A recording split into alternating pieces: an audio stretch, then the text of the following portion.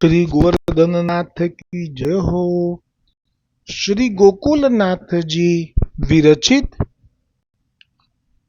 श्री हरिराय जी महाप्रभु जी प्रणीत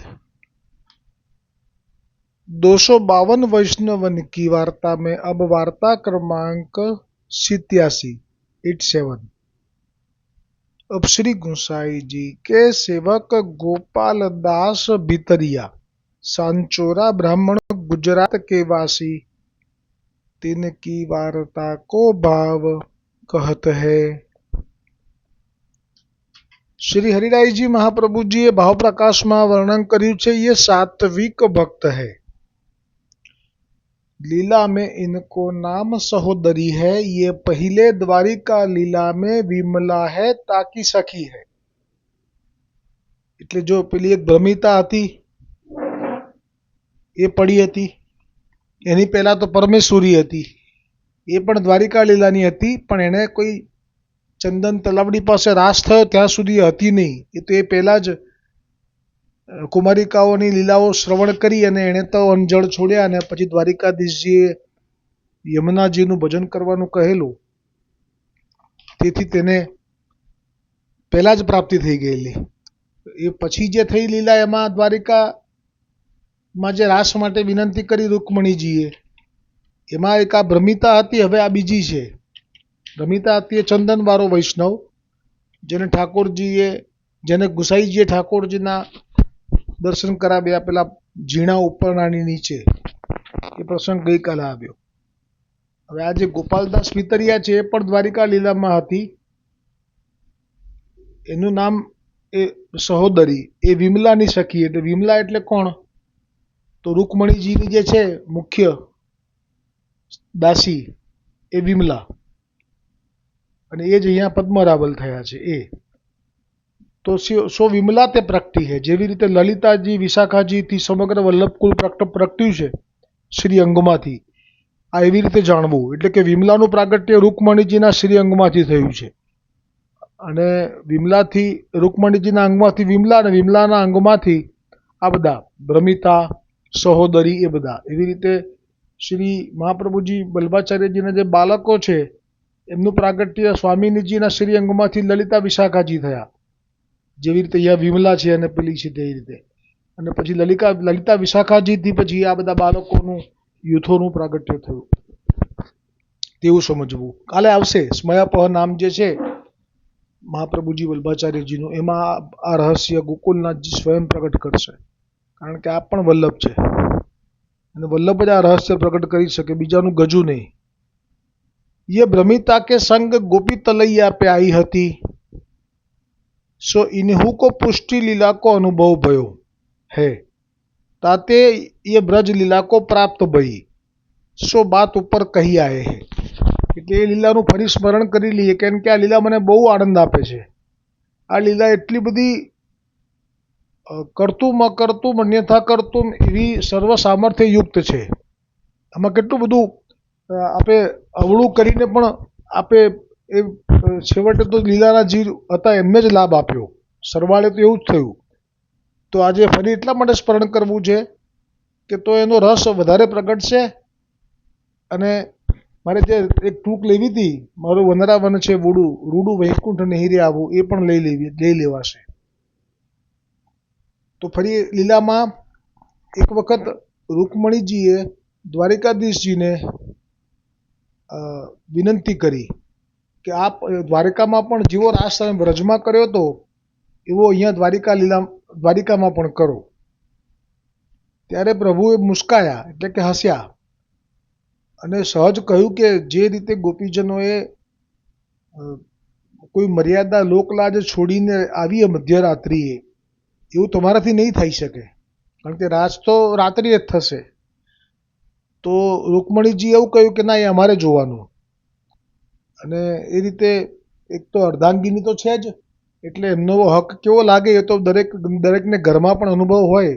આ તો ઉપરથી ચાલ્યું આવે છે, એટલે દ્વારકાધીશજીએ પણ નમતું જોખ્યું, અને એ જે દ્વારકાથી નજીક એક વન છે, આ ગોપી તલૈયા જે શબ્દ છે એ પછી પ્રસિદ્ધ થયો, જ્યારે બધી કુમારિકાઓ આવે છે અને પછી એ રાસ રમ્યા પછી હવે પાછી નહીં જાય, એટલે એમનો દેહ છે એ ચંદન થઈ જાય છે, એ માટીમાં ભળી જાય છે.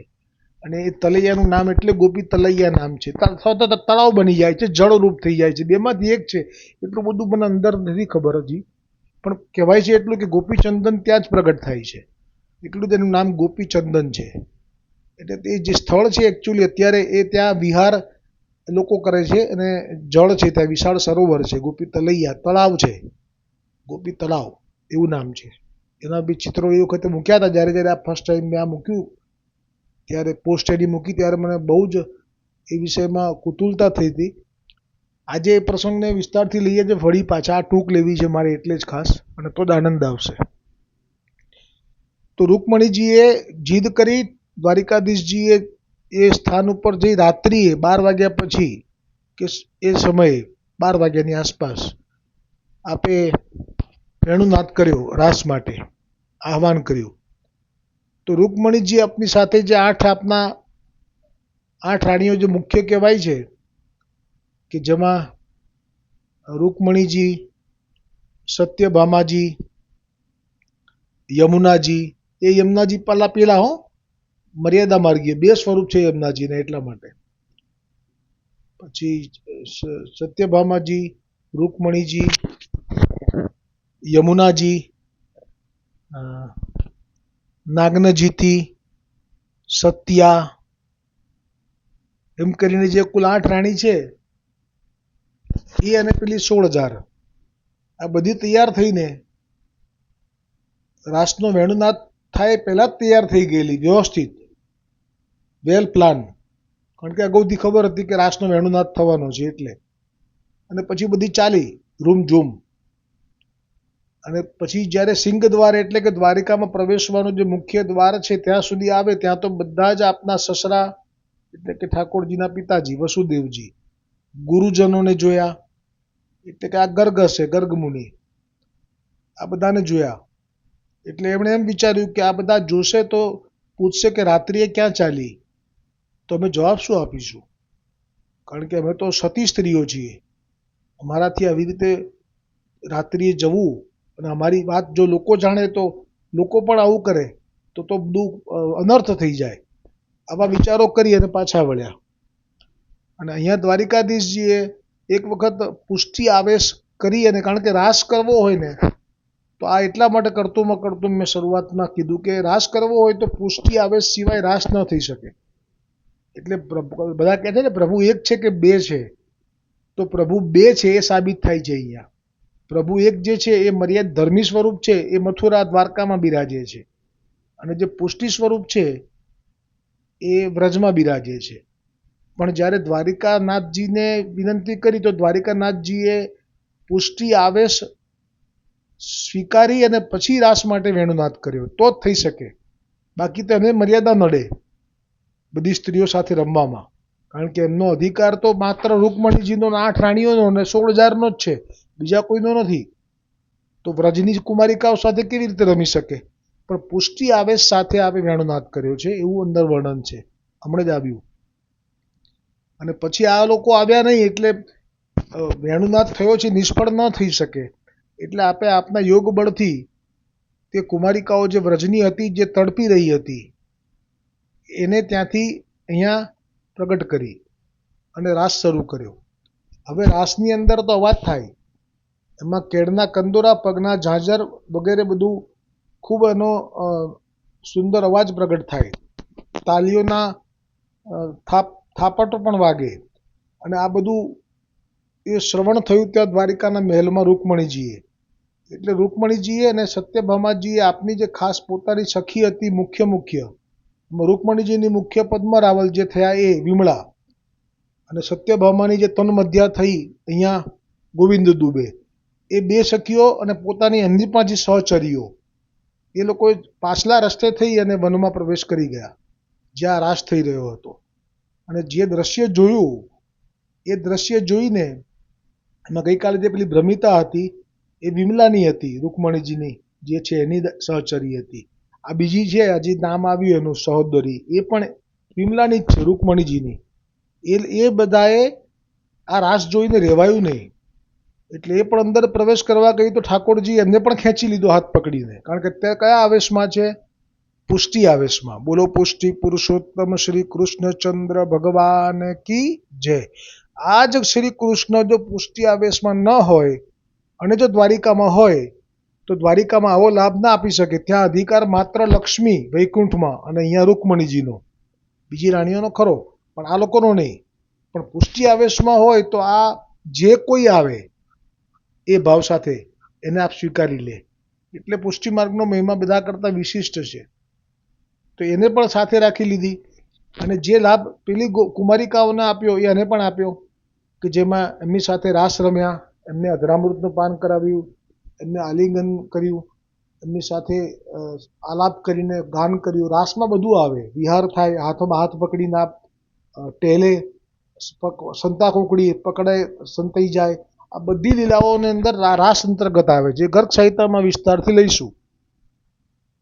હવે જે સ્થિતિ થઈ આ સહોદરીની, એણે તો અત્યાર સુધી વૈકુંઠમાં જે દ્વારકામાં જે જોયા હતા વિષ્ણુ ભગવાનને, એને એમ જ હતું કે આનાથી ઉત્તમ તો બીજું કયું દર્શન હોઈ શકે. પણ એવી કંઈ ખબર જ નહોતી એને કે આ તો હસ્ત પણ પકડી લે છે અને પોતાની બાહોમાં જકડી પણ લે છે અને અધરામૃતનું પાન પણ કરી લે છે અને કરાવી દે છે અને સાથે આવો વિહાર પણ કરે છે અને અમારી વેણી પણ આપ સંવારી લે છે અને અમારું શ્રમજલ પણ આપ આપના પિતાંબ ઉપરણાથી પહોંચે છે અને જો આપના અમે શ્રમિત થઈએ તો આપના ખભે અમારો અમે ગાલ પણ રાખી શકીએ છીએ. આટલું બધું સુખ એને તો કે કલ્પનાય નહીં કરેલી દ્વારકામાં, અને અહીંયા મળ્યું. હવે એને દ્વારકામાં જવું નથી. અને અહીંયા તો જ્યારે રાસ પૂરો થાય એટલે તો કુમારિકાઓ જે હતી બધી બ્રજથી આવેલી એ ચંદન રૂપ થઈ ગઈ અથવા તો જળ રૂપ થઈ ગઈ, એવું ફરી વાંચીને અનુભવ કરીને કહીશ એનો. પણ એ ટૂંકમાં એનો દેહ પૂરો થઈ ગયો. પછી આ લોકોએ જોયું કે ઠાકોરજી તો પધારી ગયા રાસ કરીને. હવે એમણે પાછા જ જવાનું છે. વિમળાએ કીધું ચાલ.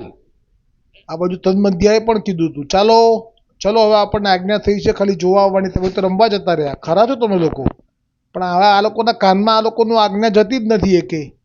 એ લોકોની સ્થિતિ એવી થઈ ગઈ કે આખા શરીરમાં રોમ રોમમાં વિરહની આગ લાગી.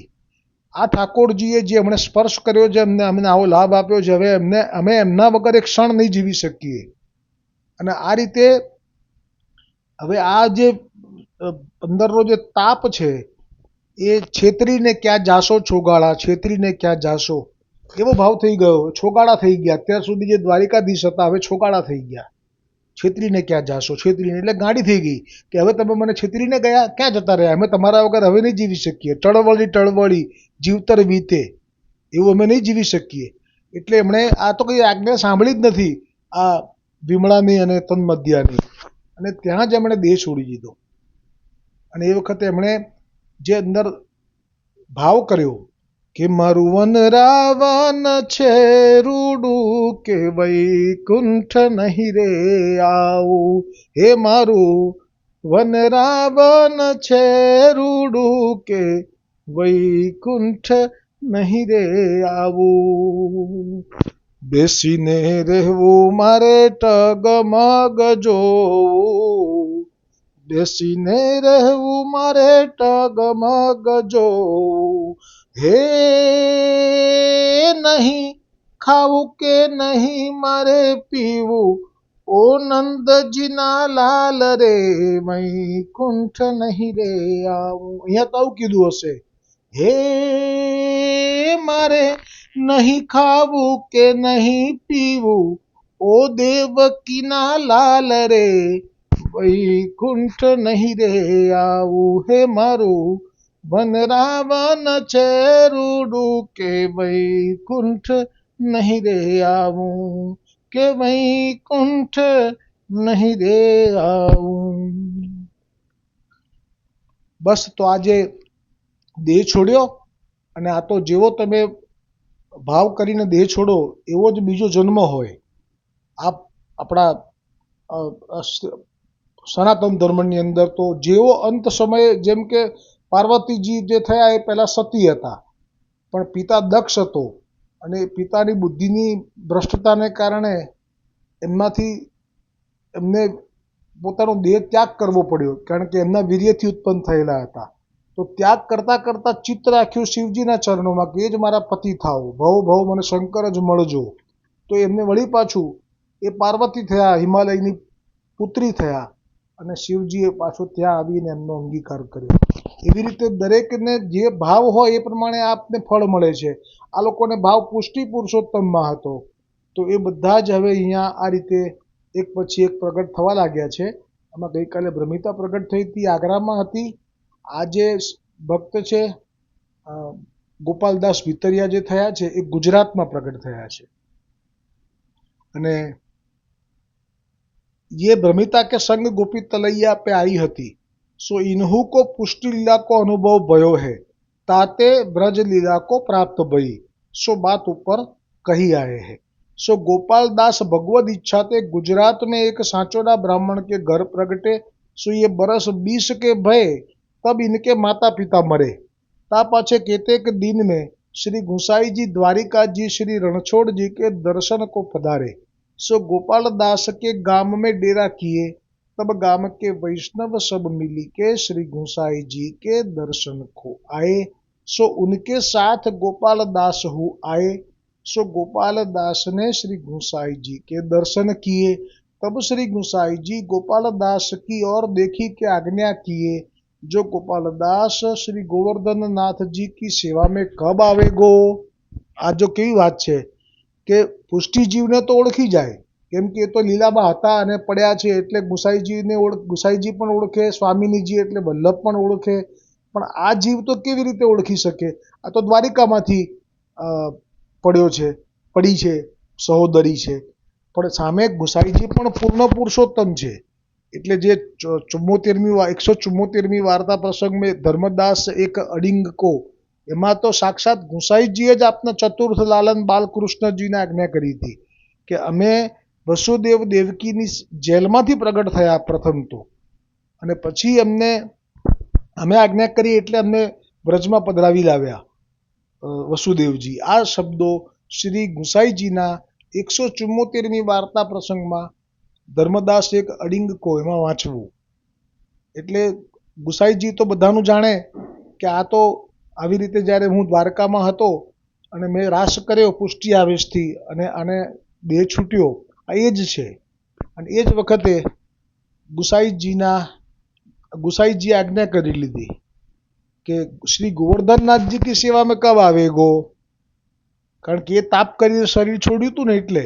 तब तो गोपाल दास चक्रत से है रहे, जो अपने मन में विचारे ये कोई महापुरुष है, नातरु मेरो नाम कैसे जाने. આવું કરવાનું કારણ એ હતું કે એનું તરત ચિત્ત લાગી જાય અને ઝડપથી એનો જે ભાવ સાથે એ ગયા જન્મમાં મરી હતી એનો ભાવ પૂર્ણ થાય. એટલે જલ્દી ચિત્ત લાગે એટલે આ ચમત્કાર ના કહેવાય, પણ આ એનું ચિત્ત ચોરી લેવા માટેની એક લીલા હતી કે સીધું નામ લઈને જ કહી દીધું. કોઈ દિવસ મળ્યા નથી, કોઈ દિવસ એવી રીતે નામ પણ જાણી ના શકે, તો કેવી રીતે મારું નામ લઈને મને બોલાવ્યો. એની સાથે જ એ એટલું સમજી શક્યો કે કોઈ મહાપુરુષ છે. नातरु मेरो नाम कैसे जाने, ताते इनकी शरण जाई अपनो जन्म कृतार्थ करूं तो आछो है. पाछे गोपाल दास दो हाथ जोड़ी के विनंती किए, जो महाराज हो आपकी शरण हूँ, ताते कृपा करी के अपनो सेवक कीजिए. तब श्री गुसाई जी प्रसन्न हुए, गोपाल दास को नाम निवेदन कराए. जो नाम निवेदन में नाम એટલે અષ્ટાક્ષર મંત્રનું દાન અને નિવેદન એટલે બ્રહ્મ સંબંધ મંત્રનું દાન કરાવ્યું. ता पाछे गोपाल दास ने विनंती कीनी, जो महाराज कृपा करी के मोको अपने चरणार विंद की सेवा टहल दीजिए तो आछो. तब श्री गुसाई जी गोपाल दास सो कहे, जो गोपाल दास तुम श्री गोवर्धन नाथ जी की सेवा करो और हमारो हु टहल करो. तब गोपाल दास विनंती किए, जो महाराज मेरी हु यही इच्छा है, ताते आप मोको अपनो जानी चरणार विंद के निकट राखिए. पाछे गोपाल दास श्री गुसाई जी के संग द्वारिका जी गए. सो मार्ग में श्री गुसाई जी के वस्त्र नित्य धोवे और श्री गुसाई जी की आज्ञा ते रसोई की पर चारगी हु करे, એટલે કે શાક વગેરે સમારવું અને વગેરે જે પણ આવે બધું જ.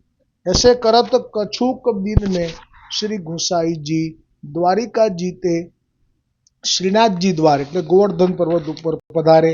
सो गोपाल दास हु श्री गोसाई जी के संग श्रीनाथ जी द्वार आए, पाछे श्री गोधननाथ जी के दर्शन किए। હવે ગોકુલનાથજી કૃપા કરી વાર્તા પ્રસંગ એકનું દર્શન કરાવશે, એ આવતીકાલે આવશે। અને હા, વૈશ તો એક ક્ષતિ હતી મારી, મેં જે ઋષિ પ્રાગટ્ય ઉત્સવનું પદ લીધું એમાં મેં એવું કહ્યું કે કાંદરો રાગ છે, પણ મારાથી લેવાઈ ગયો માલવ રાગ, અને અત્યારે જે પદ છે એ બિહાગ રાગ છે। શબ્દો છે, લાલ પોઢીએ જુબાલ रुचिर सेज बनाई। लाल पोढ़िए जुबाल रुचिर सेज बनाई। सौंगे सुवास छिरक कुमकुमा। सौंगे सुवास छिरक कुमकुमा। चंदन अति सुंदर सुखदाई। रुचिर सेज बनाई। बीरा पोहो पमाल भोगराग। अति रसाल रसई रस केली। बीरा पोहो पमाल भोगराग। अति रसाल रसई रस केली। करत ब्रज जनम ना मारी भूल थी रसमा रागमा।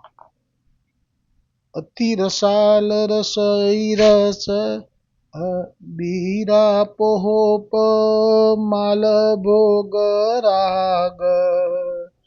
अति रसाल रसई रस केली। करत ब्रज जन मन भाई નથી આ મેળ ખાતો। દ્રઢ ઇન ચરણ ન કેરો ભરોસો, દ્રઢ ઇન ચરણ ન કેરો।